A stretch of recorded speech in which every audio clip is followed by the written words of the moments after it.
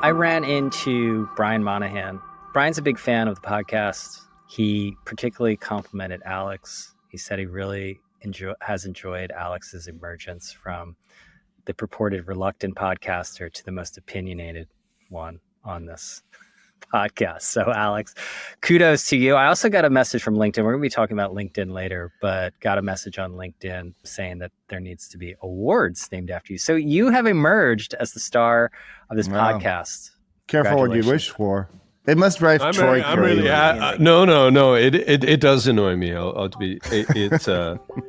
don't think it's true. I think it's fake news. I think that Alex is, a likable guy. He's woke. That's what the people want. That not true. Not true. I think that not in Trump's America.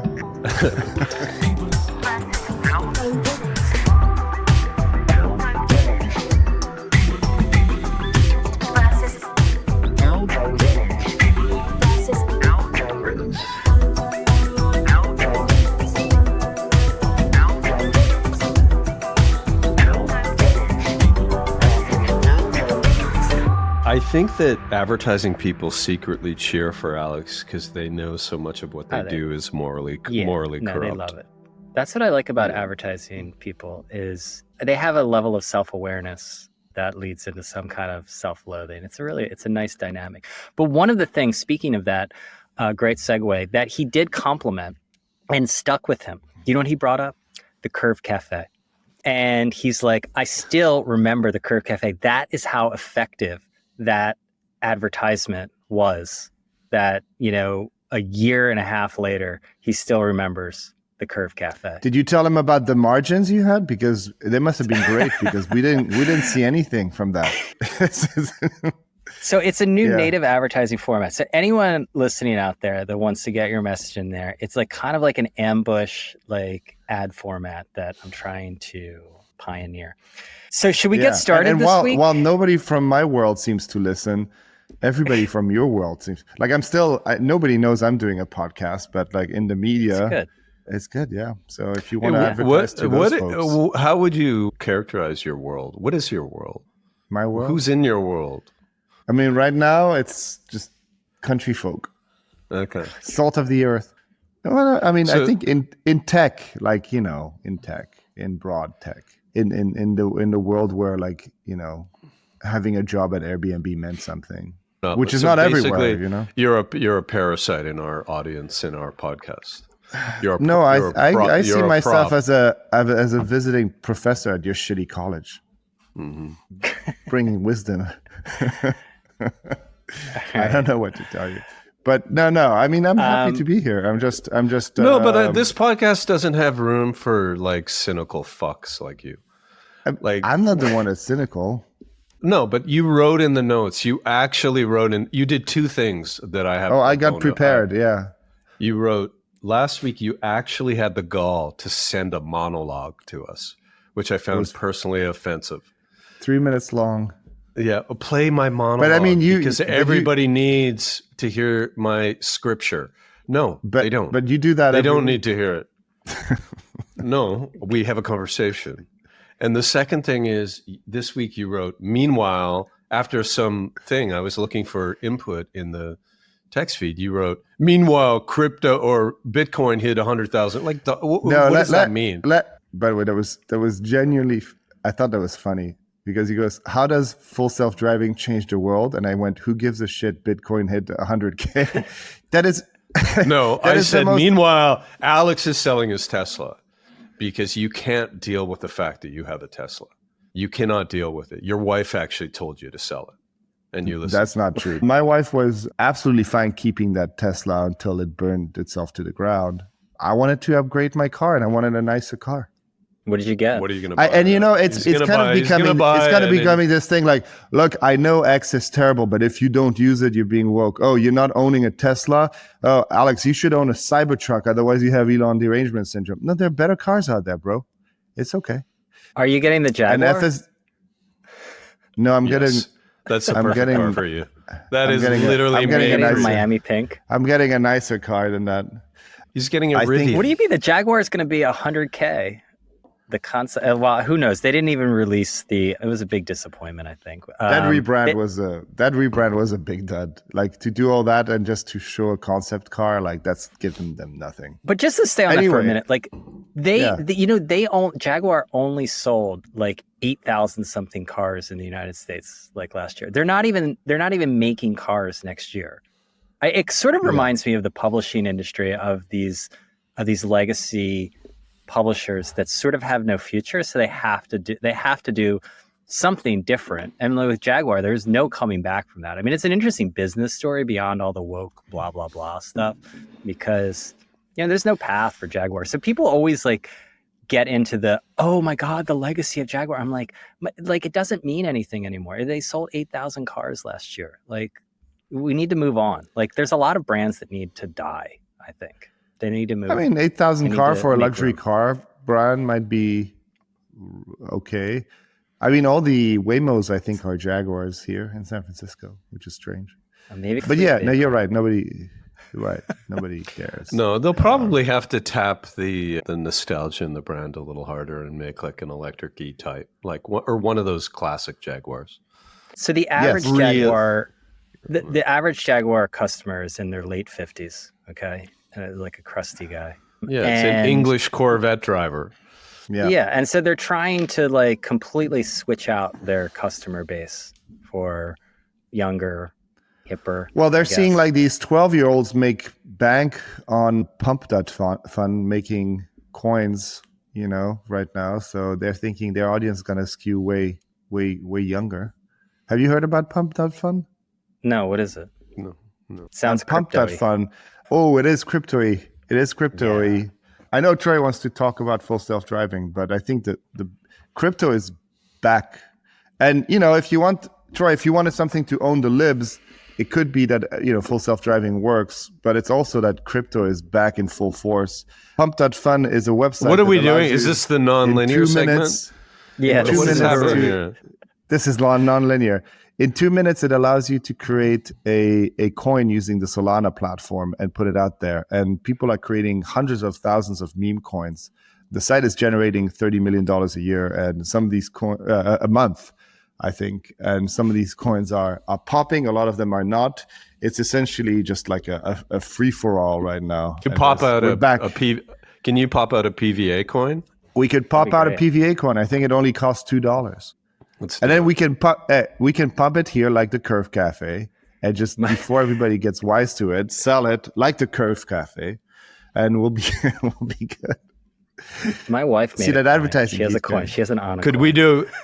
We should do. Brian, you should issue a coin. She did it like 2021, like right at the end, and forgot about it, and then it was part of her like subscription to her Substack, and she had like one. Why don't you make a coin? Where's my Anna coin? Why don't you make a coin into an ad product, Brian, and you could roll a coin into every dinner, Yeah, and custom read, and you get a free coin. So we got the Curve coin. I'm into it. I'm into it. I'll try anything.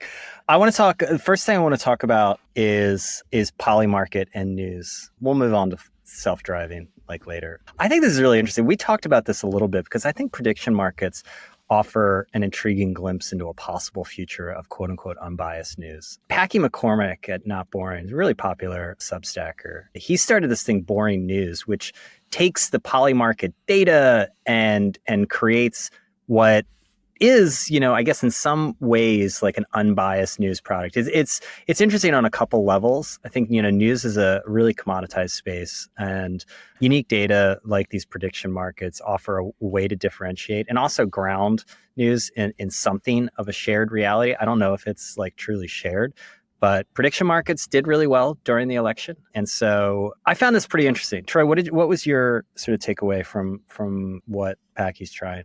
It made me think a lot about, I think at the same time, our friend from Skift, Rafat had written about formats and what's the, he referenced, I think you and I, Brian, not Alex, sadly, in a thread on Twitter and LinkedIn, our discussion around, what is the new format. And I was thinking about it because I thought it was really cool what he did. So you have the PEG, which is, the PEG is the Polymarket, starting point, and then you take that issue. So what is the chance that Pete Hegsworth gets confirmed as defense secretary?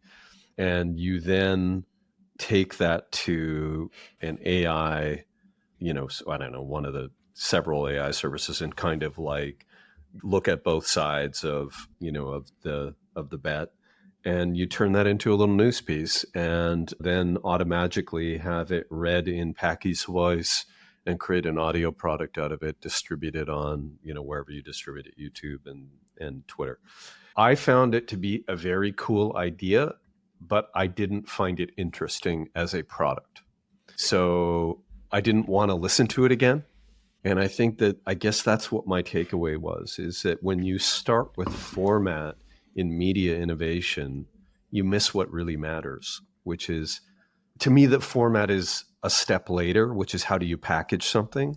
But yeah. I'm more interested in where's the emotional resonance, the connection to the audience, the thing that feels personal or informative or new, and then how do I make it as consumable in the kind of in the best possible way. And so I found, the news felt dry and boring, and it was interesting that it started with the Polymarket peg. So that's my take on it. Maybe the thing that's more interesting than the output of the product is that idea that, we've been talking about how the fact somebody needs to make the news, somebody needs to be paid to make the news. And I've always said that, with the right data source, like a social media, supplemented by something like Associated Press and now things like predictive markets, you can get the news.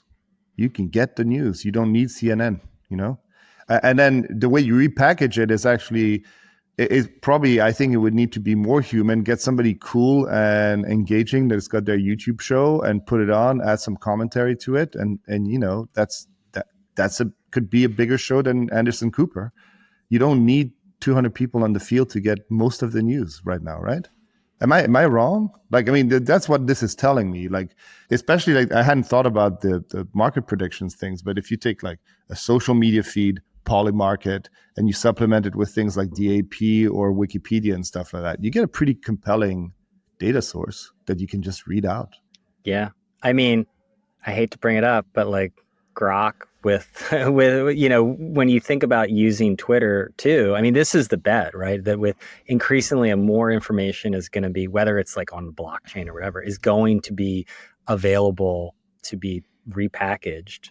And I think the unique data source of prediction markets is fascinating, because some of the most to me interesting stuff going on is around data journalism. And I think data journalism itself was kind of overhyped in some ways. But my favorite columnist is from the FT Weekend, John Byrne Murdoch. You ever read his stuff? It's basically a column grounded in data analysis. And I think we need more of that, not less. Yeah, that's like the Steve Ballmer thing on YouTube, which I like. Yeah. It's this sort of data anchored in, explainers. I think the main thing is that much smaller teams will be able to create the output that things with a newsroom need to get, and it will be much cheaper to get access to these things. I don't know how valuable and unique the X/Twitter data set is, especially now that with Fediverse and things like Blue Sky giving total free access to their content. All of these open platforms are giving free access to their content to all of anybody who wants to build an LLM. So it's interesting how these things are kind of conspiring. It's crypto with Polymarket, it's federated internet with things like all the feeds, because you can get an immense amount of information. And then there's all these legacy things like the Associated Press and Wikipedia and things like that, which can supplement that. You have everything you need at your disposal right now to create for the warmth of personality and people, right? But unrelated, sort of related. But Alex, I have, how you have multi-view on YouTube TV, and it's very useful if you like football. You can watch 4 games at one time, and I had it on last night, and it pre-selects cable stations and puts them in a grid of 4, and it was MSNBC, CNN, Fox, and CNBC. And this thing that you said that makes me laugh so much, Alex, I'll give you full credit for it, is baby news. I love this idea of baby news because CNN is absolutely intolerable. And the problem isn't whether they're center, left, or right. It's that their product sucks. It's their product sucks and their talent sucks. And it's just, and what was interesting is I was bouncing between, and I guess this was maybe 7 or 8 o'clock. There's a show on Fox called Gutfeld, which is like a pack of like really kind of diverse personalities sitting around kind of talking about the news, but it's really a show about people. Like it's like a talk show format, and it's, you know, really personality heavy. Like you have your sort of different archetypes mixing and talking politics, and predictably right for sure. But it was actually tolerable to watch because it was funny, and it was just, you know, it was just kind of interesting, weird, flawed people talking about, you know, issues in the news. By the way, one of the issues was, what's her name from the Washington Post, Brian? They had her up. They hate her so much. Taylor Lorenz. Oh, she's with gone. A mask on. She's on. No, well, but she's. Oh, she like triggered a lot of people. She's she's a liberal boogeyman. She's incredible. Isn't she like doing all these like posts on threads that are just like engagement bait, like just super. I think Taylor knows what she's doing. 100%. Sure she does. Anyway, my point is that this personality heavy kind of news and jokes format that Fox has created with Gutfeld is like 100 times better as a product than CNN's talking. But this is the thing that I think, like, you know, how do you save CNN and all these things? It's like, I think they're probably gonna hold on to the grave that they are that news is their product. It can't be. Well, news might not be a product. News is a feature. It's a better feature than it is a product, right? Like when you're talking about these sort of group discussion, and we see this with the podcast like world, is the news is like a small bit of what it's a part of what they do. It should just be compelling content. I mean, if you actually look at what NPR did and what the BBC did, like I haven't seen a lot of that from CNN, right? They went all in on podcasts. They went, you know, the BBC is all over the place, is creating content, is reusing its talent in all different formats, has conversation shows, has straight news shows, has everything.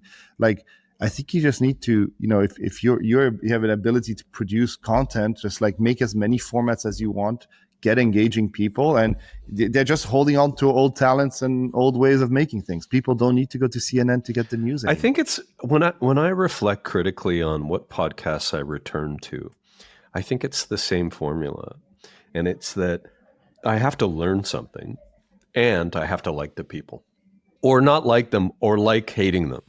But it's a mix. For me, it's always a mix of personality and information.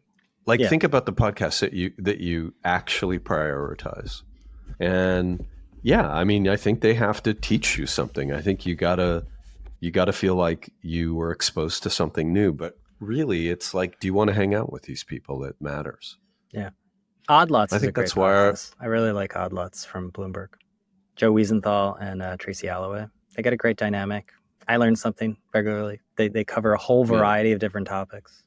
Yeah, that's one of my predictions for 25, by the way, is that Kara and Scott split, that he becomes so annoyed with her that there is the great podcast divorce of 2025 is Kara and Scott. I don't know. I think they're kind of entangled. She uses his apartment and stuff like that. It's not, I think they have too much writing. I think he secretly hates her. I don't know. I have no comment on that. I don't know. I think it's, I think they might be fine. One thing I wanted to add to that, I think the mistake could be to say everything that we make now needs to be personality and entertainment and have these likable kind of loose things. I think there's space for many formats. Like I have in my podcast feed, I have a few that are just dry, just like tech news. You know, somebody's reading out the tech news of the week. Some of them are very meandering, funny comedy. Some of them are kind of like, you know, like plain English, or what's the one with twos with Adam Tooze? Ones and twos. Ones and twos, yeah. How could I have forgotten? I mean, those are like, I don't listen to them because I'm going to get a chuckle out of it. I think it's just... It's kind of similar. I mean, like take ones and twos, right? Like, I mean, Cameron Abadi, basically, this is how I understand they make it. He basically is just like, oh, we're going to discuss some like random topic like in the news, and then it's you like wild, actually. some like incredibly smart academic is going to go away and like know everything like within like a day about like Angola. Well, tell us about the Bulgarian bread crisis. And you're like, what? So that's like kind of like a parlor trick that I'm like, I'm here for it. Like, let's see what this guy can exactly. come up with. Well, but related, but guys, it's not all Rogan. It's not all Rogan, right? No, it's like there's a lot to do with it. I feel like I'm having a little bit of it's not a crisis, but I have a problem. I'm not super organized, so my media kind of consumption pattern in the morning is chaotic. Like sometimes I go to my email. I often go to the New York Times app. I flip through the FT. So I look at kind of established mainstream media, and then I try to digest stuff from, I guess Substack is a big part of it, but email newsletters and stuff. But it's not structured in any way that I feel like it's really inefficient. And I wish I had a way that I could dump in all of the sources that I care about.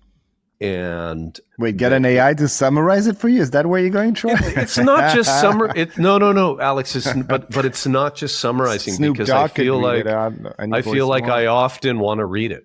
There's some stuff that I want to read. There's some stuff I want summarized, but I want it structured, and I want to be able to put sources in, and I want it to kind of organize it for me so that I can spend half an hour, 45 minutes. If I need to do it in less time, I can do it that way. If I want to spend more time, I can do it that way. There's some type of tool that's missing in my life to do this. And the email box for me, I'm not the person that puts things in folders. My email box is a mess. And so it's chaotic and it's not organized. And I wish there was a tool to do that. I think those tools are coming. The thing I can't tell you is if it's going to be integrated straight into kind of the broad chatbot, right? Like some sort of AI that knows you very well, because then you can kind of ask it, you can train it to deliver the information when you want it, how you want it, and in how much summary detail. Like it's going to be, I think we're pretty close. We'll be able to say, hey, every morning, can you my sources, go through there, fish out things that you think might be interesting, highlight a paragraph that I might find intriguing, and then through that I will figure out what I want to read. So I don't know if that becomes a product or if that becomes a feature of the chatbot or the OS, but that's definitely coming. Yeah. I think in preparation for that, I've been starting to clean up my inbox and also deleted all, unsubscribed from all newsletters. Every single kind of marketing thing I get, my inbox is a dream right now. It's just for communication. It's lovely. Sorry, Brian. I don't approve of that at all, Alex. Let's talk about the browser and search, because I don't know if you guys saw the browser company, which makes the Arc browser. There's a big thing like in tech now where there's a lot of like demo videos for things that don't exist. Like did people stop like shipping products like when instead just that's always been, Microsoft was always famous for that, and the whole thing was that Microsoft would do these, here's the future, and Apple would come out here's what we're doing today. The browser company's video was different because I think Dia, what they're right? trying Is to this do Dia? Dia is this, because they have the Arc browser, but now they're doing an AI browser too. Yeah. If you give me 2 minutes, I'll give you give it to me. Summarize it. The Arc browser, previously a good do it in Snoop Dogg's voice, though, please. that would be problematic. The Arc browser, which I think was previously a good product on the podcast, is a browser that was created by the browser company, which is a US company, and they decided to redesign the browser. So it's got AI features in it. I use it every day. The reason I like it, it's got organization. It's just a better browser. It's built on top of Chrome. And they had announced that at some point they would work on Arc browser too. What they noticed, they raised a bunch of money, and I think what they noticed is that there's no way to make money building a browser. And also, ChatGPT changed everything, right? Everybody that tells you like that was the strategy all along is lying, because ChatGPT changed everything. And so now they're looking at their next product to be something new. And they're hypothesis, which I think is great, is that AI is actually going to be a re-emergence of the open web as kind of the power center of our digital world, right? Which is like you have an AI browser, which is essentially a prompt or an agent that has access to the open web, and that's how you do most of what you do during the day. And it's either by until we fully transition to it, it's either by an agent being able to probably go and use some of your apps or access content, and in the future, hopefully, websites and apps will be built in a way where the data set can communicate straight with the agent. So you're just saying, do this for me, do that for me. A lot of the examples right now still revolve around writing and research. It's the stuff that AI can do the best. But the future is like, the Star Trek computer, where you say the computer does the thing you want to do. That's what everybody's aiming towards. And these guys said, if we build the interface to that into the open web, that's the better way to do it. Now, I like this a lot. I think the only thing that's at risk is that both Apple and Google are not incentivized to make that reality because of App Store fees. Like they still want you to download a little icon that goes onto their desktop, and now there's different business models around that, but that's what they're pushing for. And I'm here for it. The open web with federated content and agents that can go and do stuff for you that are fully portable. You're not locked to any operating system or any device. That's the future I think I want to see. And that's kind of like an optimistic vision. So they just dropped that video, I think mostly because they need to talk to their investors, and they need to start attracting talent that is very expensive around a vision without really saying what they're working, because it's something new. So they created this video. It landed, it was controversial. Some people liked it. People outside the industry thought they were on ayahuasca. There's a new genre of these like demo videos for something that doesn't exist anymore. That's coming. I mean, it seems like that's always this wasn't that though. I don't think there's always like one agency in Silicon Valley that makes all these videos, right? Yeah, I think because they all look alike. This was more like a vision video. We're trying to build something new. We don't really know what it is. You come here, rather than saying in the future you'll be able to talk at your mirror and it'll tell you how healthy you are. Like it's not a like a product vision video like that. But yeah, Troy liked the video, didn't you, Troy? I mean, it's got to be that there's someone in their circle that has sort of cinematic aspirations, right? Like they don't want to just do a video. They want to do storytelling and video making. So their videos are cute. Yeah, they're fun. Yeah, and the CEO puts himself out there. He's a good communicator. Yeah, he's a really good communicator, and I think they want to tell. I think they're working on a really big, important problem. So I admire what they're doing. I think. What it made me think on a drive this morning is that something that I hadn't really considered before, and it brings together that and sort of that new interface and this new search company, which it's called Exa, and what Exa tries to do is return highly structured results from the web. So it wants the web to be a structured database. And it doesn't want the kind of soft response, linguistic response that is, an LLM going and looking for patterns in language. So it will, if you query it, it will give you a list of all of the PhDs in Silicon Valley, with their LinkedIn profiles that are working on AI, stuff like that. Right. And to be clear, it's like an API for people building AI tools to access the web in a more structured way for them, rather than just reading a Google search. Right.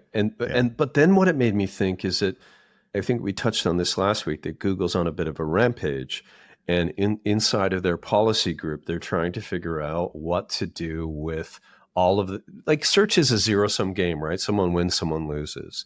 And so there's a lot of noise about, companies that are using the juice in their main domain, like a news company that has a domain and has used it to advantage an affiliate business. And Google then hears from smaller, more focused companies that say, what are you doing giving space at the top of the SERP to, CNN or Forbes or whomever? And that layer, that affiliate layer, be it in services or product, is really, really important has become really important for publishers of all types, right? Because it's, as we discussed last week, 20, 30, 40% of your revenue, it's your new sort of performance ad offering, et cetera, et cetera. And then, Google is trying to say, here's what you should be able to do and here's what you shouldn't be able to do.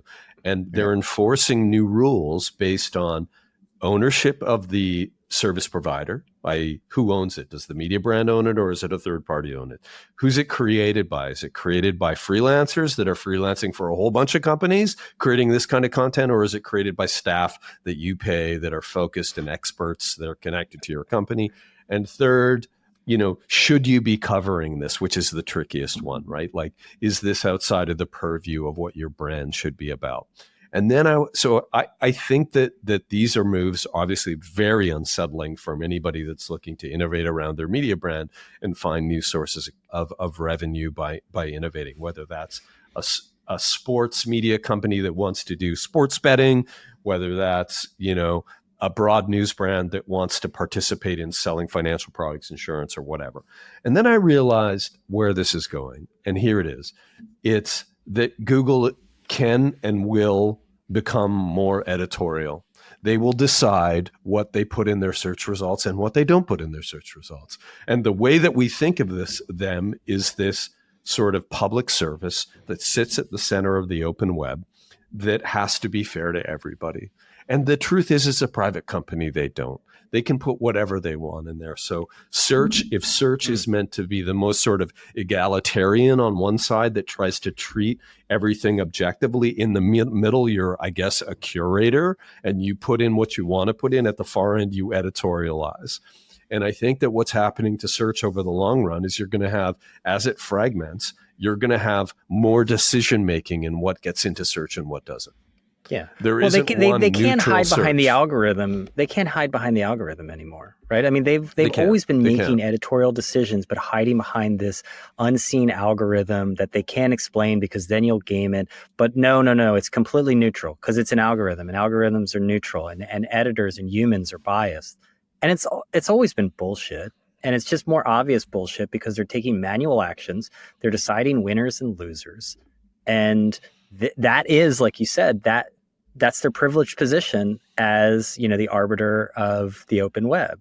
I think it's going to have downstream impacts for them. Like, how do you what is Section 230? Like, how do you get around the fact that they are a publisher? They've gotten pulled into political debates already. Trump claims that they disadvantaged them, couldn't find the Joe Rogan interview, et cetera. This is a messy time for Google. Yeah. And I think when you see tools like Exa and something that I tried over the weekend, like those coding tools like Replit and stuff like that, there's going to be... what is Replit, Alex? You put that in the feed. I don't know what it is. Yeah, I mean, I just... You can make apps there's a lot of describing them, can't you? Yeah, exactly. I think you just... I always see things as like, this 8-year-old made an app, like in an afternoon. But so here why that matters, right? Like, I think I was trying out these... There's like a lot of coding tools that help you, but sometimes they still require you to set up your environment and install all the Python stuff that you need and stuff like that. Something like Replit, you just tell it to do something, and then it'll literally, like, you see it happening in real time, install all the kind of scripts that you need, create a production environment for you on the server, get all that stuff, kind of runs tests on itself and starts programming, and you're just talking to it and it builds a thing. Now, you add to that like access to APIs like Exa, which like gives you access to now the open web as a whole without having to go through Google. And you can start really building like kind of cool, interesting media products. Like, it's not unfathomable to think that like, somebody could build that boring news Polymarket thing just, as a side project while, moonlighting as a reporter for CNN. Like, I think these tools are going to allow lots of people to try different things out. So I look forward to an explosion of types of media products around that, because we're going to be just pulling and Are you making something? Are you making something for us? You're going to? I am not making something for. No, I'm not going to make. I'm not. I've already replaced you all. You don't know it yet, but you actually are AIs. You're living in a simulation right now. Are we in the manosphere? We're in the manosphere matrix. You only had like red pills. to choose from. But this type of stuff, I'm trying to kind of like look ahead here, but the products that we're going to be using in the next, maybe not 2 years, right? Because stuff takes a time to shift. But in the next 5 years, are going to look very different because we have, the data's there and it's open and it's accessible. The tools are there, like in the infrastructure there, and then the tools are there to build these things very, very quickly. And if you look at kind of this convergence that happened during the Web 2 boom, which created Uber and Airbnb and things like that, it wasn't as perfect of a storm as this looks like. And I think we're mostly talking about, like, with very much a lack of imagination of how we're going to replace the entire process and people's involvement with this, like just generating podcasts out of like, PDFs. Right. But what's going to happen, Alex, is that more and more of the feeds are going to get turned off, as they are now, because they're going to be paywalled. So, that's for sure. The Verge is are coming paywalled. everywhere. Reg walls everywhere. And paywalls are going to be the story because there's no the product that you want to function. make, right? The product that you want to make requires access, free access to information, and it's not going to exist. Maybe not. Maybe my product is like, I'm really looking for a great furniture search and recommendation engine, right? Mixed with like lifestyle magazine. I just want to see and that doesn't exist today. And let me tell you, every furniture company wants to release their API to their product because they want to make sales. A lot of additional content that I want is not going to be paywalled because it's like being freely distributed to federated platforms like Blue Sky, which is like onboarding 1 million people a day. Like this stuff, everything's changing. So if you're The Verge, yes, maybe you can paywall because you've got a product that people are willing to pay. I'll probably pay for it, but there'll be enough. Guys, there's always enough out there to do the thing you need to do. Like that's, there's always enough. Maybe. I want to move on and talk a little bit about media's emerging like star system. This would have been better with the first one, but whatever, we'll go with it. Stephen A. Smith is apparently going to be signing do you know who Stephen A. Smith is, Alex? No idea. Okay. He's a very opinionated sports commentator, host. He was smart. He got out of newspapers and went into TV. There's a lot of people who love to hate Stephen. And there's a lot of people who find him very enjoyable. I find him enjoyable. Anyway, he's signing a 6-year, $120 million deal, which is it's interesting, I found, because we're seeing a compression on a lot of like anchor salaries, news anchor, particularly at CNN. And there's a bifurcation taking place of the kinds of people. And it's always a question. Does the star make the brand or does the brand make the star? And I think this is a time where we're finding out who's real and who's not, like who is just, that just so happens they got put in the chair versus like who really is moving the needle. And clearly Stephen's on the Who side did they of make the moving deal needle. with? ESPN. Sorry. Who wonder, has been compressing the salaries of a lot of people, but not this one. I wonder if these deals are competing against like VC money, and that's probably something stupid to say, but like if he's worth like $120 million to ESPN, like couldn't he raise like 40 million from a VC to do his own thing? Like if he's worth that much money, if he wanted to, he could. Yeah, he probably. A lot of people don't want to do their or own he could thing. he doesn't need 40 million to do it. Yeah, like 5 It's million. 20 million a year. Yeah. Why build a company? Just take Why the money, bother? Yeah. get on TV and scream a lot. It's great. Right. Sure. Yeah, sure. But he's the sort of, the equivalent in your world, Alex, would be he's Rachel Maddow in sports. In my world, I hate Rachel Maddow. She's part of Baby News. I mean, she's one of the worst parts. But I mean, if you listen to her, I feel like I'm a toddler being talked to. Like, Okay. that Well, I thought she. Well, at least now Yeah. you know what I'm talking about. So No, I mean, I saw the article. I just didn't know who he was. Yeah, good for him. That's crazy. Those guys are gonna. But you either have this kind of an alignment, right, where you need people like Stephen Smith if you're, a captive media brand or a cable brand that's moving into the world of having to attract people to your platforms, right? You need the Stephen Smiths of the world. And what I thought was interesting is that there's that alliance that feels right, and that actually media becomes a lot like it used to be, which is media. Like if you look at magazine media as an example, it was an oligopoly because it was too expensive to get in, right? It was really, really hard to get in because building a subscription business in in the, non-digital days, like building a large rate-based, subscription-based publication took, millions and millions, tens, hundreds of millions of dollars to build. And right now, if doing the hard work of building a subscription media business is really what's required to be a healthy media company. And if you're reliant on advertising or events or affiliate, there's just, tons of vulnerabilities. And what we're seeing in that world is a real antagonism between labor and ownership. And I think that's kind of interesting, right? Like if you look at what the unions are saying in digital media, that the bosses don't know what they're doing. The bosses are saying that the unions don't understand the difficult trade-offs involved in the business. And, and as a result, it's just like a nasty, nasty time in the business. There's just a lack of alignment. And the companies right now that don't have the ballast or the muscle to build subscription businesses are, I think, extremely vulnerable and will trade at very, very low multiples. And that's kind of where we are. So you have a magazine like Hearst Union reacting to the decisions that managements had to make in the last couple of weeks, where a lot of people lost their jobs.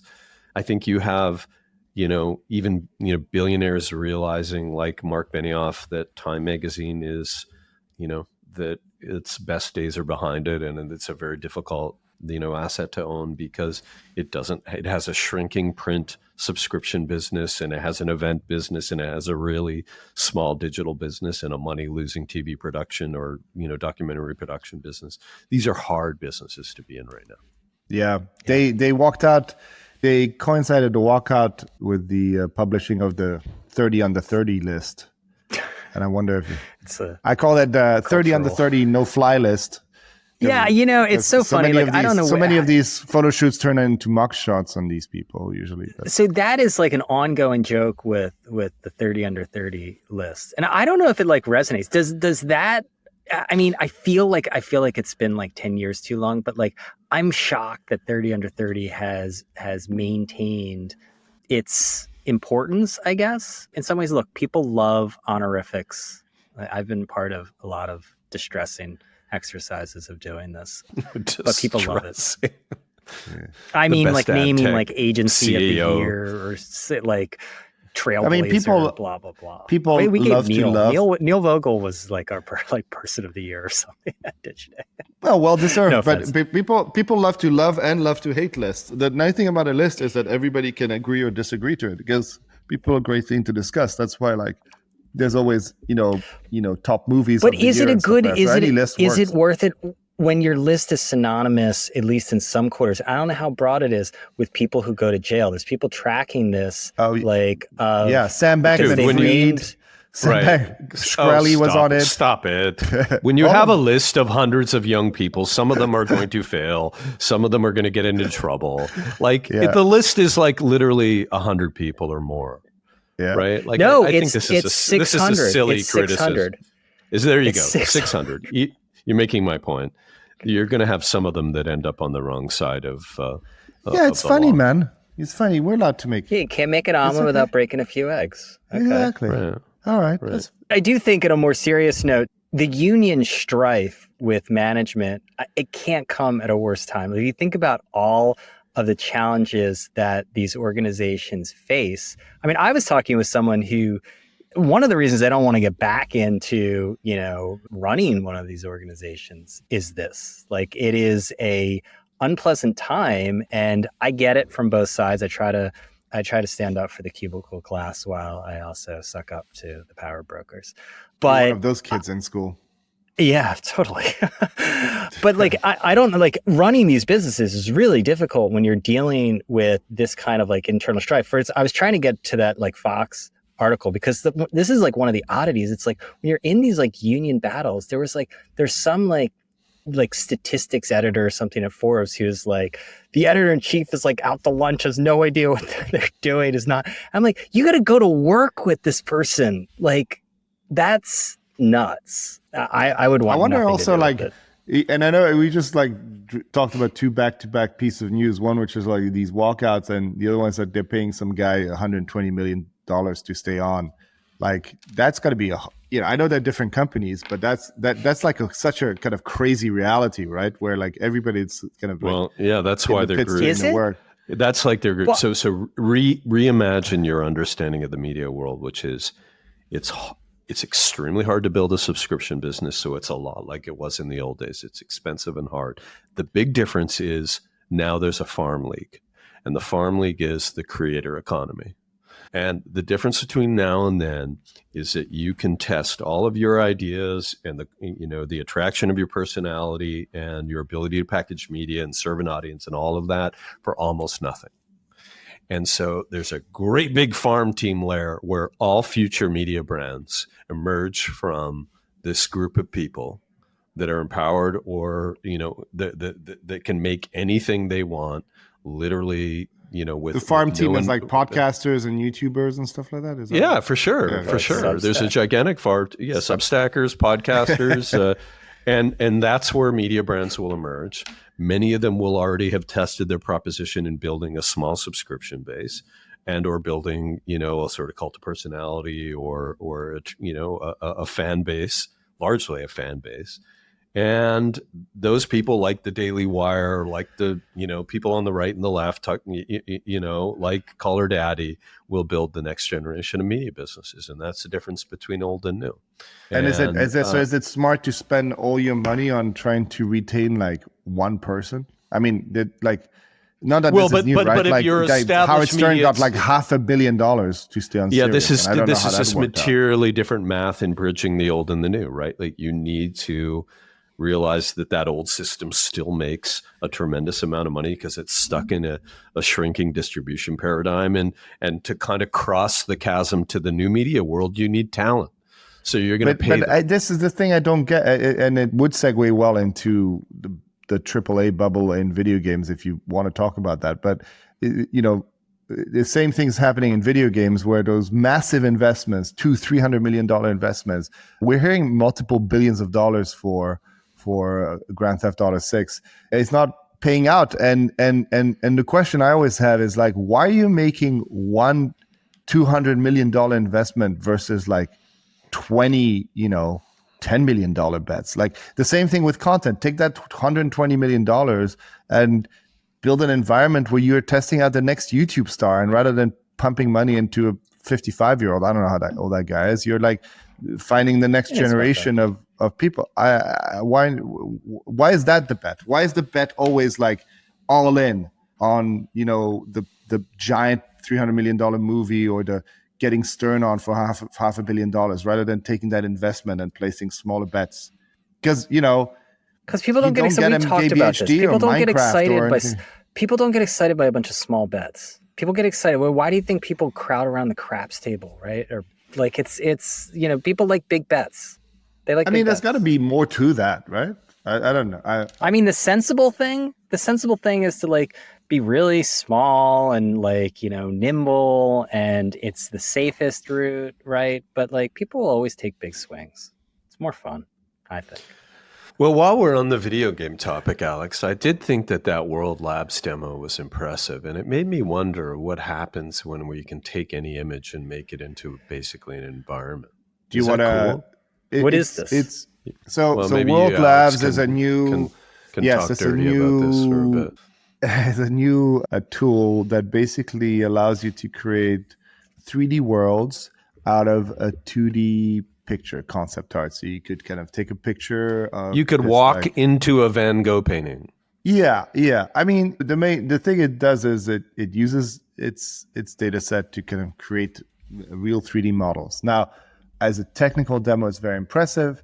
As if you put on the metaverse as the future hat, it is what will be required to create enough content for the metaverse to exist. It is also, to my kind of rant about AAA kind of like high-end budget video games costing too much. This is the type of stuff where that replaces, right now every single model, unless you kind of purchase it from somewhere, needs to be created by hand. So if you want a chair in the fucking thing, you either need to scan it or create it or scan it and kind of modify it. And that takes hundreds of people. So having systems right now where you can say, hey, make me a chair, or here's a picture of this house generated in 3D is pretty incredible. And it's going to, I think it's going to change a lot of things. Now, my question is like, in the age of abundance like that, right? It's hard for us to fathom, but the example I was giving is like, I would have probably paid $100, when the Lumiere brothers had that like train departing the station film that they were showing, that the first film ever made, or one of the first films ever made. But now there's like, 500 hours of video dropped on YouTube every minute. Like where is the value? Like, does it really always come down to taste? When we can create anything, it just comes down to taste. That's how you stand out. That's how you create value. That's how you create content that people want to buy. It's going to be really interesting because that's, generating real, fully realized 3D worlds is kind of the last bastion of like things that take a lot of time that are just a big moat, right? And I don't know. Culture ebbs and flows. So it could be, we're already noticing right now that even music is kind of pulling a little away from digital and it's going into like, there's like a lot of grungy and acoustic stuff coming up. I don't know. Maybe there's a similar kind of digital pullback where people just want things made out of paper mache or something, like you need to stand out somehow. Culture is a peacock game, right? Like you need to stand out. I just bought a paper mache iPhone. It's pretty cool. Yeah. I was listening to a podcast about the works of David Lynch and that last season of Twin Peaks, which was very strange. And all his video effects look really bad in a way, but they're intentional because they look different to the way his visual effects were done before. And that's what we was trying to do. I don't know. Maybe we're going back. Maybe that's going to be where we find value. But this stuff is changing everything. A lot of crafts. Do we want to do a little? Do we want to do a little car talk before we get into LinkedIn? Because that's what I'm really. Yeah. That's what I've been waiting to get into LinkedIn. Sure. Troy, you have some car talk, right? I have a Nissan Altima that I lease. This is not my field. That's literally the worst car on the planet. That is an absolute hunk of junk. Nissan Altima. It's very sensible. It's a very sensible car. Four-door. Very sensible. I don't know. I would keep. I like flipping the. I like flipping the keys to the valet and the car thing is interesting. Remember that as go economics in many cases, so go politics. Places like the German economy is largely built around success as being an automotive manufacturer. The game in America, General Motors, Ford have been over time kind of the industrial and manufacturing backbone of the country, and the game is just like utterly like different now. And I think that you're seeing Japanese car makers lose share to the Chinese. The Germans that used to, like VW as an example, had 14% of the Chinese market. It's 6% in 2019. It's 6% in 2024. All of these Chinese companies are stamping out cars like their Android phones, BYD, Chery, Geely, whatever, and good cars. Really interesting cars where you start to see the value prop shift from like how the seats are sewn, although interior is still important, but like you get in the car, you drop your phone on a little, you set your phone down, and the entire environment reflects your personal digital world. And then you see, there's lots of speculation around, is it going to be, Tesla's camera technology versus, Waymo's LiDAR, and, Tesla FSD 13 or 13.2 is where it is now, is their new self-driving technology. And it's a big story for all the nerds on YouTube because it's not just about FSD 13.2, although that's an important part of it. It's XAI as an important sort of, brain behind it. It's the ability to create, camera-based intelligent machines, right? Which is what's their humanoid thing called. And so, Optimus, everybody is really keeping an eye on Optimus, because if Optimus works, it's probably, the biggest market that you could ever target, right? It's a market as big as all labor. So it's an enormous TAM. And what you see with FSD 13.2, and there's tons and tons and tons of nerds and videos on YouTube doing it, is literally you get in your car, you press a button, it backs up. This guy, the one I watched, was parked behind another car, pressed a button, drove him, and like through some complex, kind of traffic situations, and parked at the Chipotle. All right. Like, and you just have to wonder, like, what does that mean to everything from cars, media environment? What does it do to neighborhoods? What does it do to commerce? What does it do, as importantly, to the car industry? And, the Germans are good at a lot of things. I don't think they're good, world leaders at AI and software. How would the undermining the German automotive industry ultimately affect the political stability of a country? Right? Like this is like a big moment, and cars are a deterministic factor. Well, also, I mean, you have to, like, cars have always been the test of whether you have an advanced economy or not. If you can make a car, you have an advanced economy. And that's to which Alex says, "Who gives a shit? Bitcoin hits 100K." Right. And so that's not the energy. This is what in this house we do not bring that energy. And I stand by the fact that was a fucking funny thing to say right there.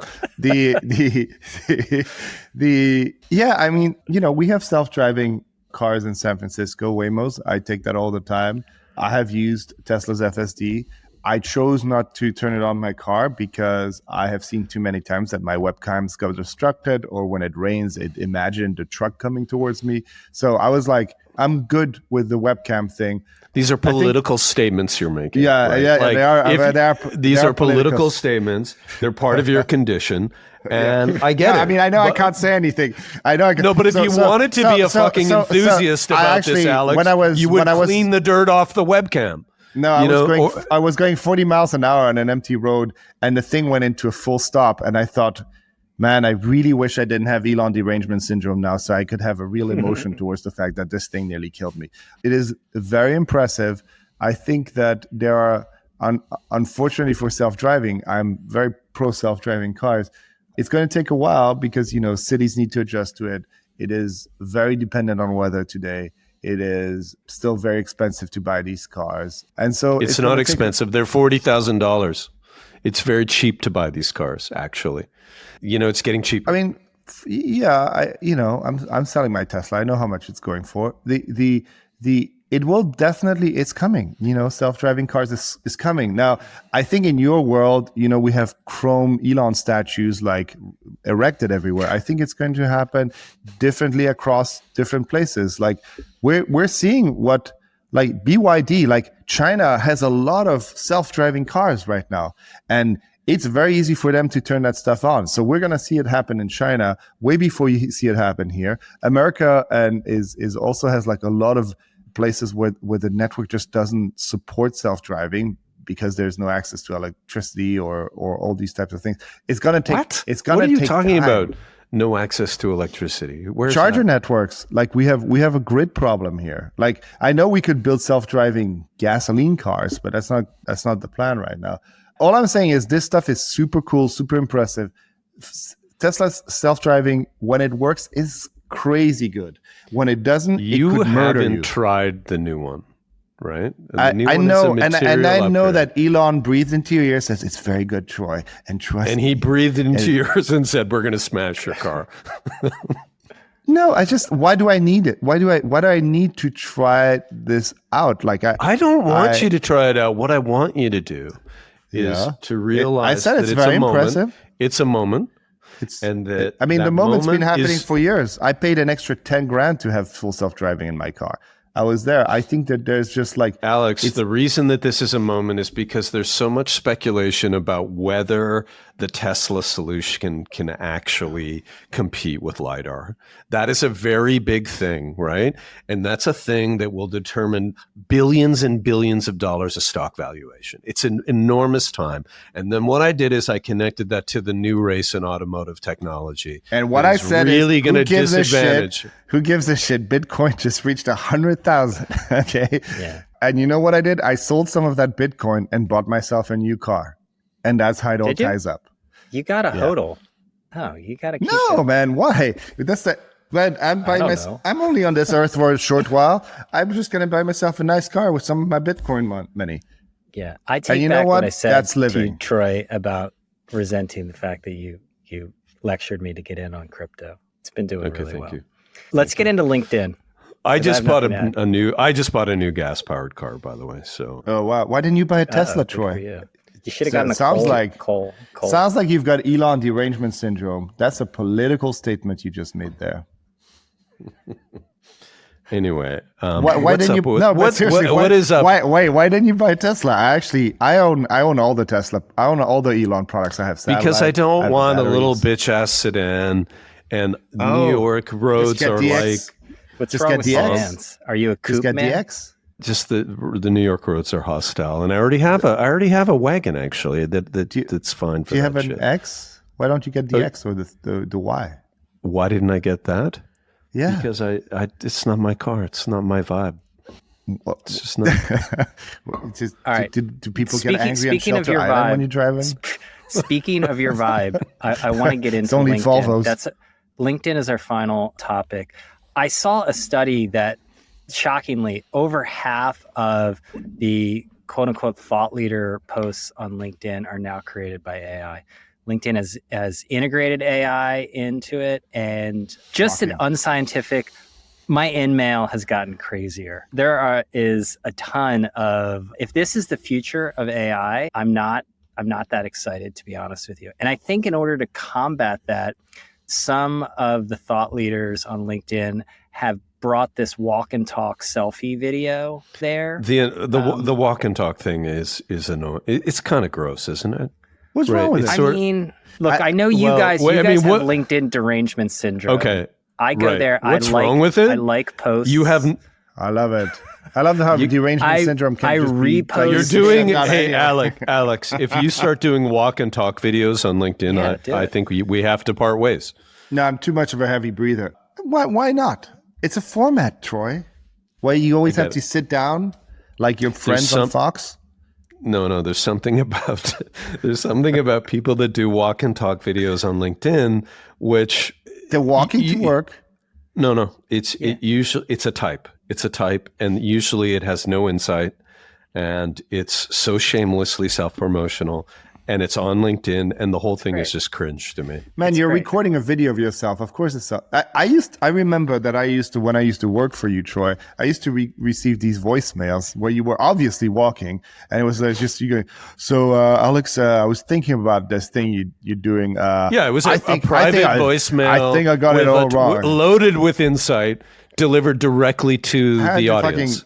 It's a great piece of media. So I have to listen to some person ramble and take notes to figure out what I have to do with it. So by the time you get to work, you see the new design. I don't know. I think people are trying out formats. Yeah, exactly. So I decided to go to both of your LinkedIn profiles in preparation for this. Oh, Jesus. Alex, you and I are not connected on LinkedIn, which I don't know. You're in like a second circle. So I don't know. I might send you.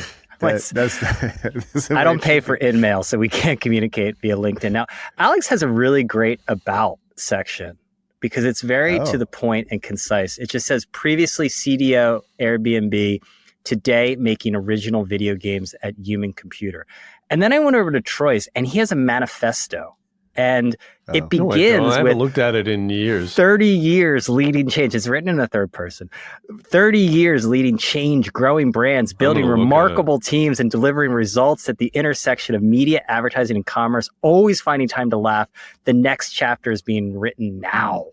Oh, I'm changing this. Troy, you can do a walk and talk video. Yeah, you should read that out. You got it in you, man. So I went to mine, and I don't even have an about section. So I got to like optimize my. I think your about section should be, you know me. You know me. Do we have a good product outside of LinkedIn? Because I think LinkedIn's a great product.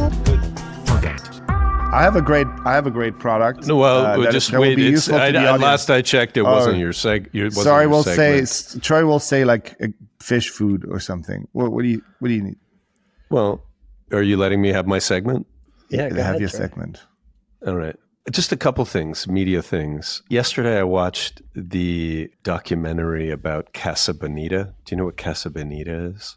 No. Is it like a brand of beans? It's a immersive Mexican restaurant in Denver that has like, a waterfall and divers and little nooks and crannies that kids, get lost in. And for many people that lived in Denver, it was a magical place to visit when they were growing up, and it fell into disrepair, and the food looked like slop, and the place was disgusting. And Trey Parker and Matt Stone bought it, and they bought it for very little. And the documentary is about the journey after buying it, and they had expected to spend like $6 million renovating in it, and they spent 40. And made it into a very kind of special experiential kind of environment. And they did it with, love and their own unique kind of humor. And it's kind of an awesome documentary, but that's not my good product is. Where can we find it? I don't know. It's called, what's it called? That's good service for the listeners. It's called Casa Bonita Mi Amor. Anyways, it's super fun. I like this Substack from John Ellis, who used to work at Dow Jones and Wall Street Journal. I think he used to write the daily kind of news update for Rupert Murdoch, is what I read somewhere. But he has this news daily items thing. It's called News Items, yeah. Yeah, this came up last night at dinner. I really like it. It's kind of, he's got it in kind of baskets of really notable things, very short, easy to consume. He like gets up at 3 o'clock in the morning and reads like a million things. World in disarray, financialization of everything, science and tech, electoral politics, foreign and domestic, and it's 6 days a week. It's a great product. I like it a lot. It's always stuff that it's really efficient. It's $179 a year. Yeah, I bought it. Wow. No, they got praised. Let's say that like it took you months like to pay for Brian's newsletter. Oh, this is actually I don't useful. get up at 3 o'clock in the morning. Stop that. I have a recommendation for folks. It's called Granola.ai. Stupid name. But what it does is it installs itself on your computer, and then when you're on any calls, you can record them. But because it's not recording any of the audio, it's kind of bypassing any wiretapping laws, and so it just takes notes, and like it takes way better. You don't have to ask it to join your call or anything like that. You could just turn it on at any time, and the notes that it takes and the context that it gets is really great. And then what it does is it creates a little page for the conversation you have and has a little chat bot on the right, and you can ask it question about what happened during that conversation. It's kind of like a really well executed version of those AI recorders, and I think it's much. Why is it called Granola? Because all the other names were taken. That's the way in tech. That's the rule. It's always fireflies. And yeah, I'm often in meetings where there are more AI name takers than there are humans. I don't know about you guys. Well, this one is kind of transparent. I've been recording us all this time. So yeah. That's it for this episode of People vs. Algorithms, where each week we uncover patterns shaping media, culture, and technology. Big thanks, as always, to our producer, Vanya Arsenov. She always makes us a little clearer and more understandable, and we appreciate her very, very much. If you're enjoying these conversations, we'd love for you to leave us a review. It helps us get the word out and keeps our community growing. Remember, you can find People vs. Algorithms on Apple Podcasts, on Spotify, and now on YouTube. Thanks for listening, and we'll see you again next week. This is fun. All right. Good to talk to you guys. Right on. I hope I sounded okay.